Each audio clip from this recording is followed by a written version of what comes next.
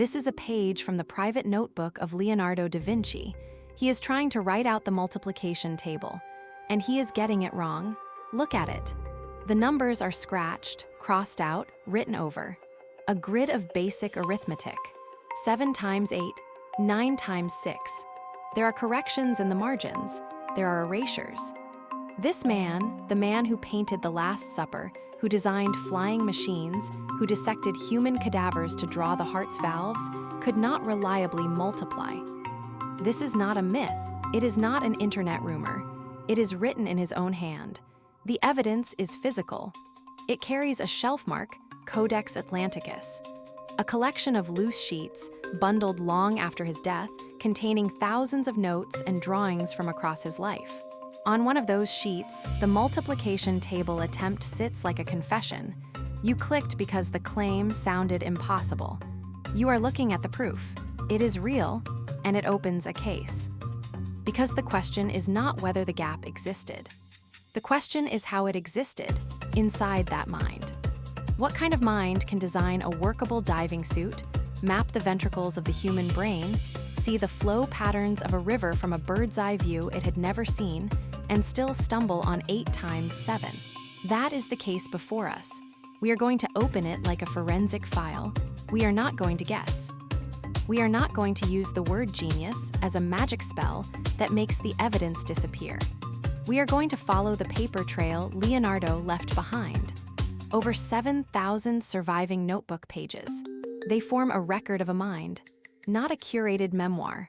A raw, unfiltered mental record, arithmetic exercises, engineering calculations, anatomical observations, shopping lists, personal frustrations, and that multiplication table. Exhibit A. The rest of the exhibits will tell us what happened before it and what happened after. They form a chain of evidence that takes us from a schoolroom in the Tuscan hills to a monastery in Milan, from a boy copying commercial sums to an old man inking perfect geometric solids. The investigation will be structured. First, we will reconstruct the education he actually received, because the multiplication gap was not a random blind spot. It was manufactured. It was the predictable output of a specific system. A system that trained merchant sons, not universal minds. Then we will examine the early errors in his engineering work, the real-world cost of the missing multiplication table. Then the most disturbing piece of evidence, his own self-awareness. He knew, he hated it, and he documented his fight to close the gap. Finally, we will arrive at the turning point, the mathematician monk who gave Leonardo the keys he had been missing, Luca Pacioli. The moment their paths crossed, the file changes, but we will get there. The case opens now. The trail starts in a classroom. Renaissance Italy, the middle of the 15th century. A boy is sent to learn arithmetic. In Vinci, a small town in the Florentine territory, Leonardo was the illegitimate son of a notary. His father acknowledged him, but his birth cut him off from certain paths. He could not attend the Latin grammar schools that prepared boys for the university, the law, the church. Those schools taught Latin literature, rhetoric, logic. They did not teach what we call science. They taught the verbal arts of persuasion and administration. The boy Leonardo did not go there. He went to an abacus school, Scuola de Bacco. These were vernacular schools, teaching in the Italian of the streets, not the Latin of the church. They were designed for the sons of merchants, artisans, and notaries like his father. Their purpose was practical.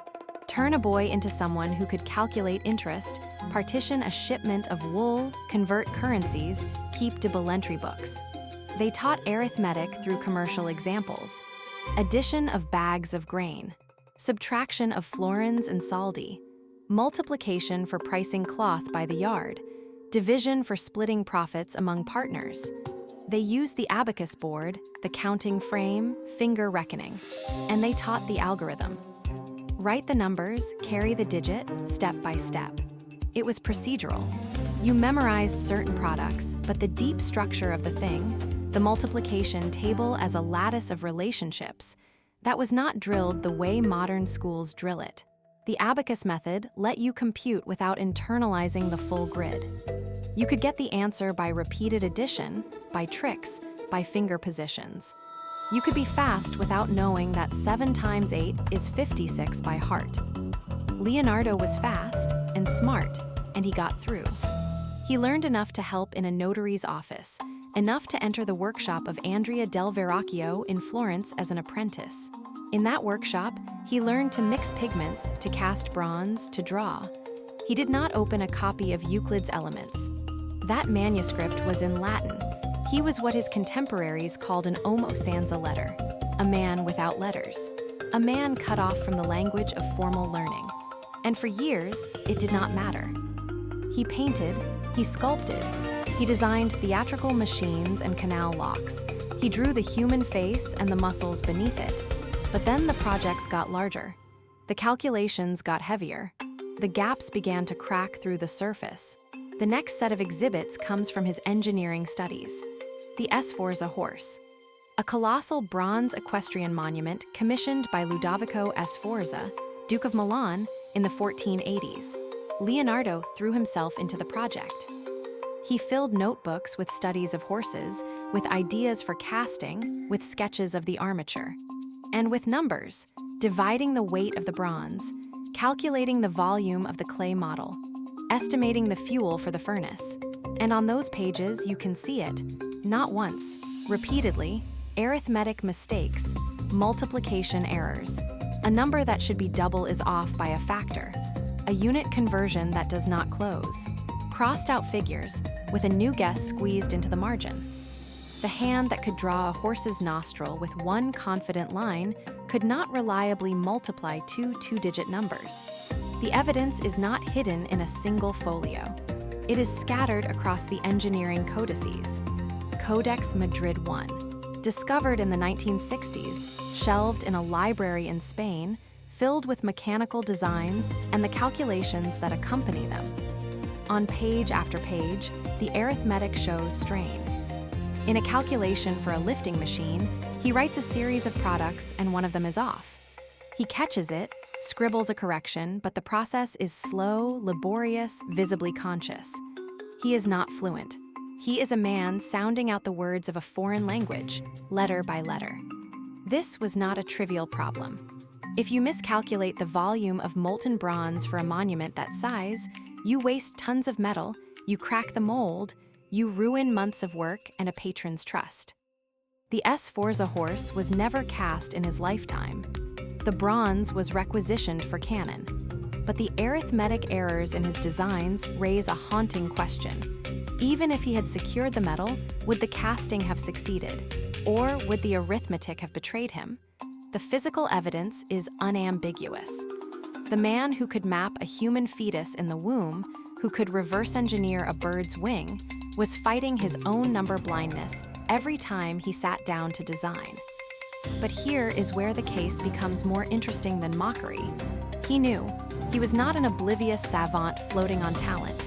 He was a self-aware man who felt the gap as a wound, and he wrote about it. The next exhibit is not a multiplication table. It is a note in the margin. In his notebooks, Leonardo addresses his hypothetical critics. He writes, "I am well aware that because I am not a literary man, some presumptuous person will think they have the right to blame me, alleging that I am a man without letters." He calls himself homo sans letter, unlettered man, and he pushes back. He argues that painting, drawing, direct observation are forms of knowledge that do not require Latin. But that defensive note also confesses the insecurity. He felt it. In another place, he writes out what he needs to learn, a list. The multiplication table of the roots. He labels it himself. He is making a curriculum for the middle-aged student he has become. He is telling himself, get this down. You can feel the frustration in the handwriting.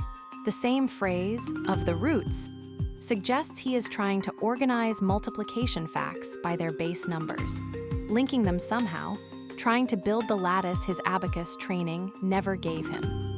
He is in his 40s, already the most famous artist in Italy, and he is giving himself primary school homework.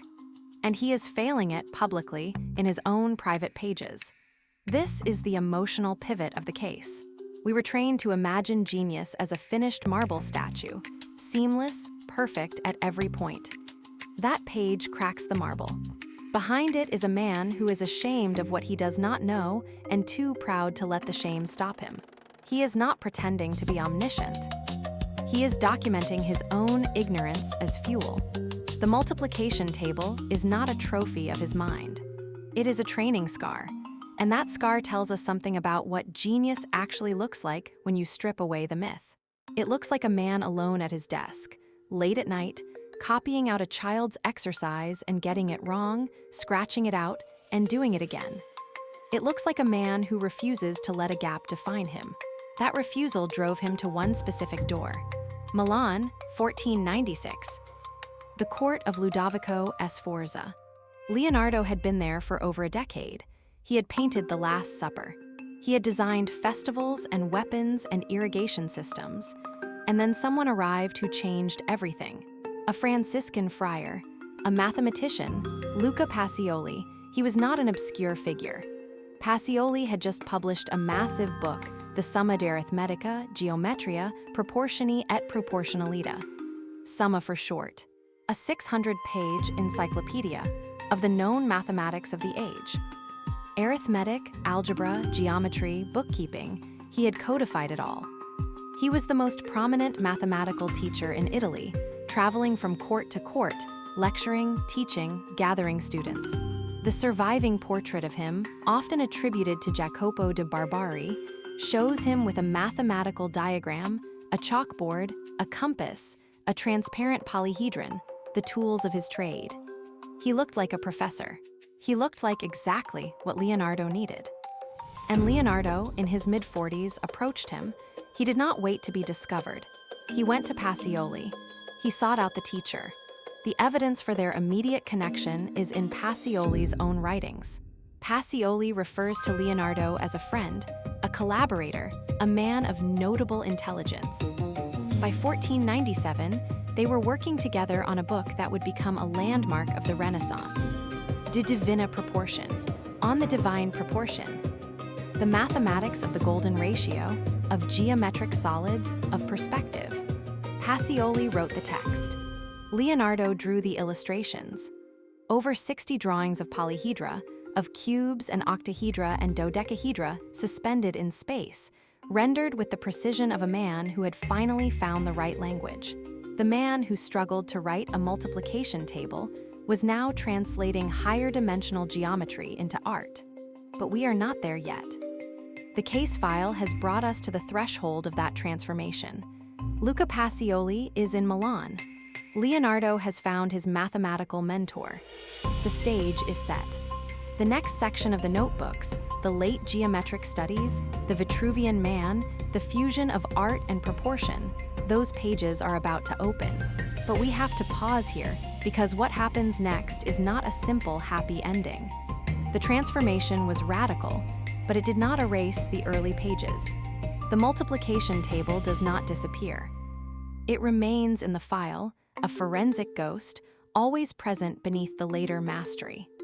The question we will have to answer next is this: did Leonardo ever truly fix the elementary gap? Or did he simply learn to build such towering structures on top of it that nobody looked at the foundation anymore? That evidence is waiting. The vault of his late notebooks holds the answer. We will open it. The vault opens on a book. De Divina Proportion, on the divine proportion. The manuscript was written in 1497 in Milan, inside the Court Vecchia, the old ducal court, where Leonardo da Vinci and Luca Pacioli shared a workspace. Pacioli wrote the text in Latin and Italian. Leonardo supplied the illustrations. Over 60 drawings of geometric solids, suspended in empty space, each one a demonstration of pure form. Cubes, octahedra, dodecahedra, icosahedra. The forms hang on the page like objects caught in clear gel, rendered with a draftsman's precision that no artist in Europe could match at that moment. The book was not published until 1509. But the collaboration that produced it is the first hard evidence that something inside Leonardo's mind had changed. The evidence is not just in the drawings. The evidence is in the timing. Before 1497, his notebook pages carry the marks we have already seen. Scribbled multiplication grids, crossed out arithmetic, the self-conscious note about the multiplication table of the roots. After 1497, the pages change. Geometry floods in. Euclid's Elements, which Pacioli had translated and taught, appears in Leonardo's notes, broken down, diagrammed, tested. Archimedes appears. The study of proportion moves from gut instinct to systematic analysis. The man who once stumbled over basic multiplication was now measuring the ratios of circles and squares with obsessive patience. But the case is not closed. The transformation hides a paradox. The geometric studies are advanced. The proportional diagrams are exquisite, but the elementary arithmetic never returns. Look through the later notebooks, the Codex Arundel, the Codex Leicester, the anatomical sheets from the 1500s. You will not find a single page where Leonardo casually multiplies a column of large numbers. You will find geometry. You will find visual proofs. You will find page after page of shapes in equilibrium. But the multiplication table page from the Codex Atlanticus remains the only time he tried to systematize basic arithmetic on paper. It is an exhibit that stands alone. And that absence is a piece of evidence in itself. The comparison must be made physical. Take the multiplication table page and place it on the left. On the right, place a sheet from the same hand, dated roughly 10 years later. The left page is messy, uncertain, a grid of numbers with multiple corrections. The lines are hesitant. The digits are unevenly spaced. The right page shows a dodecahedron, drawn with a skeletal wireframe technique, every edge sharp, every vertex precise, shadows indicated by hatching that follows a single light source. The mathematical solid looks as if you could lift it off the paper. The same man drew both, the same ink, the same hand. The difference is not talent, the difference is language. Leonardo found a mathematical language that bypassed his weakness. He could not automate calculation. So he built a geometric intuition that made calculations seem like the wrong tool. He thought in shapes. He measured with compass and straight edge. He proved relationships visually. The multiplication table is missing because he never needed it again. Not after he learned to think in proportion. This is the before and after.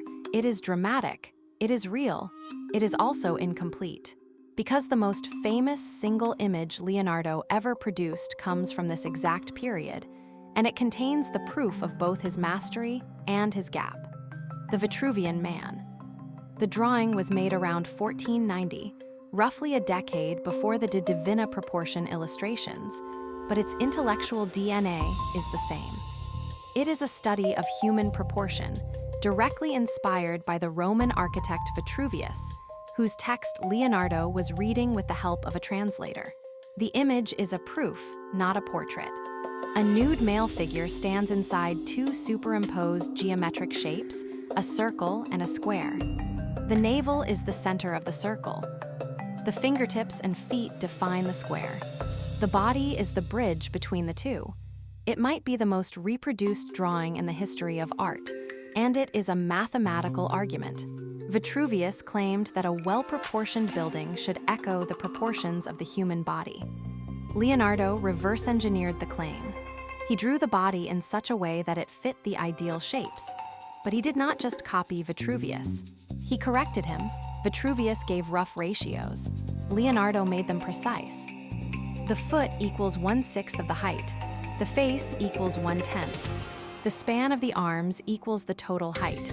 These are not approximate rules. They are measurements that the drawing enforces visually. The text above and below the figure, written in Leonardo's characteristic mirror script, states the proportional laws explicitly. The Vitruvian Man is a mathematical manifesto, and it is constructed from a geometric language that Leonardo did not possess when he left Florence 20 years earlier. The forensic question is unavoidable. If the Vitruvian Man is a work of applied mathematics, then does it prove that Leonardo had conquered his arithmetic gap by the 1490s? Look closer at the evidence. The Vitruvian Man uses proportions that can be expressed as simple fractions: 1/2, 1/4, 1/3, 1/6, 1/8. These are ratios that can be found with a compass and a ruler. They do not require multiplying 7 times 8. They do not require long division. They require an eye for proportional subdivision, and Leonardo had that eye in abundance. The drawing is a masterpiece of geometric reasoning, not arithmetic calculation. You can generate it without once multiplying two 3-digit numbers. The Vitruvian Man is not evidence of fixed arithmetic. It is evidence of a parallel pathway. The paradox tightens. His later paintings deploy the same geometric armature. The Last Supper, completed in 1498, 1 year after the Divina Proportion, is a demonstration of one-point perspective. Every line of the architecture converges on the head of Christ. The spacing of the figures across the table follows a rhythm that music theorists have analyzed as directly proportional. The composition is a mathematical structure, but once again, the mathematics is geometric. It is visual, it is spatial. It is not arithmetic. We are left with a reluctant verdict. The case file shows a man who, by his mid-40s, had achieved a fluency in geometry that rivaled contemporary mathematicians. He could draw solids that mathematicians had only described. He could map proportions on the human body that would not be exceeded for centuries. He could design a flying machine, a water-lifting device, a military bridge, all with an intuitive grasp of mechanical forces that no formal engineer of his era possessed. And yet, the multiplication table page remains, unretracted, unimproved, never replaced. Did Leonardo ever truly fix the elementary gap? The evidence points to no. He built around it. He constructed such towering structures of visual and geometric understanding that the gap in the foundation became invisible. Nobody who saw the polyhedra of the Divina Proportion would ask if the draftsman could multiply. Nobody who stared at the Vitruvian Man would wonder about his abacus skills. The work itself hid the deficiency, but the notebooks expose it.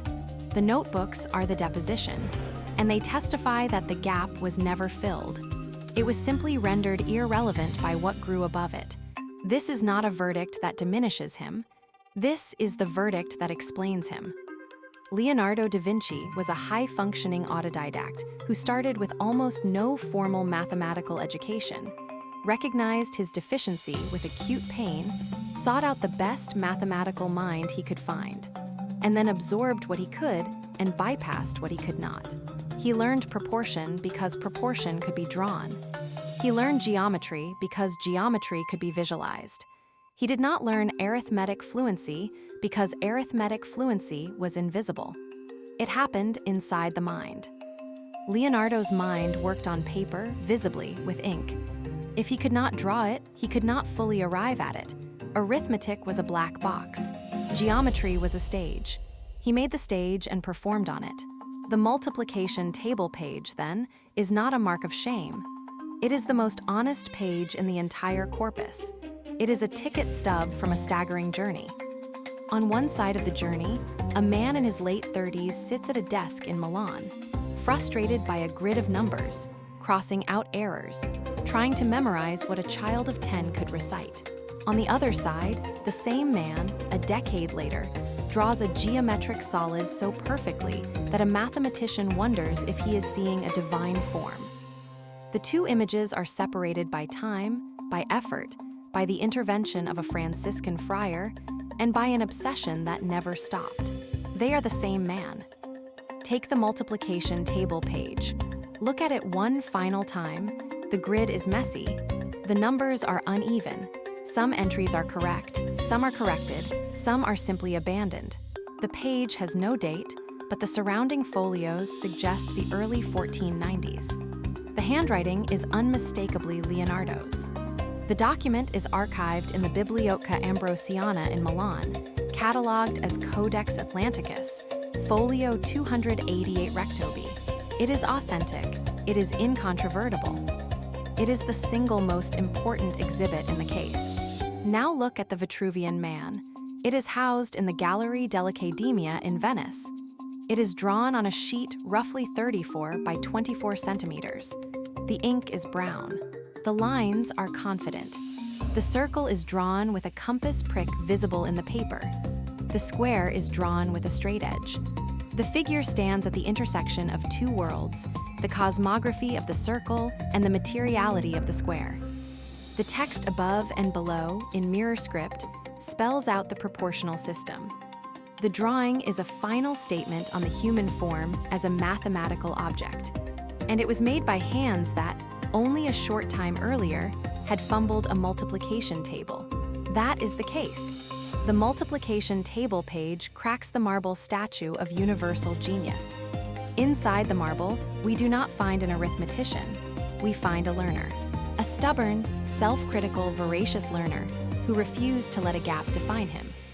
Leonardo da Vinci did not know the multiplication table, and because he did not know it, he learned to draw the shape of the universe instead. The case is closed.